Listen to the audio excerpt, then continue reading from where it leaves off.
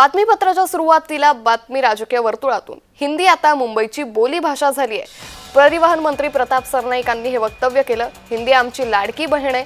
सरनाईकांच्या वक्तव्यावरून मोठा राजकीय गदारोळ झाल्याचं पाहायला मिळतंय।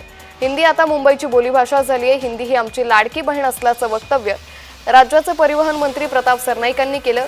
हिंदी ही मुंबईची बोलीभाषा बनली आहे, त्यामुळे त्यांच्या या वक्तव्यानं सध्या मोठी चर्चा सुरू झाली आहे। यातच ठाकरे गटाचे खासदार संजय राऊत, मनसे नेते यशवंत किल्लेदार यांनी त्यांच्यावर टीका केली आहे। तर मंत्री चंद्रशेखर बावनकुळे यांनी प्रताप सरनाईकांच्या या वक्तव्यावर सारवासारव केल्याचं देखील पाहायला मिळालंय। मराठी मेरी मौसी है और उत्तर प्रदेश मेरी माँ है, हिंदी मेरी माँ है। आजकल हम लोग ऐसे बोलते हैं कि मराठी मेरी मातृभूमि है, मेरी माँ है, मगर हिंदी हमारी लाडली बहन है।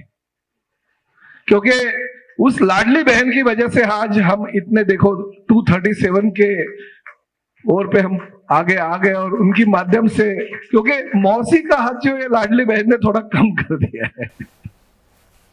त्यामुळे सरनाईकांच्या या एकंदरीतच वक्तव्यावरून राज्यात पुन्हा एकदा गदारोळ माजलेल्या एकीकडे मुंबईतील हिंदी भाषिक परप्रांतीय आणि मराठीचा वाद हा दिवसेंदिवस उफाळत असताना आता राज्यातील सरकारमधील परिवहन मंत्र्यांनीच अशा पद्धतीनं वक्तव्य केल्यानं पुन्हा एकदा राजकीय घमासान सुरू झाल्याचं पाहायला मिळतंय। यावरती आता विरोधकांकडून तर टीका केलीच जाणार आहे, त्याबरोबरच सरकारमधील इतर मंत्री देखील आता सारवासारव करत असल्याचं चित्र सध्या पाहायला मिळतंय।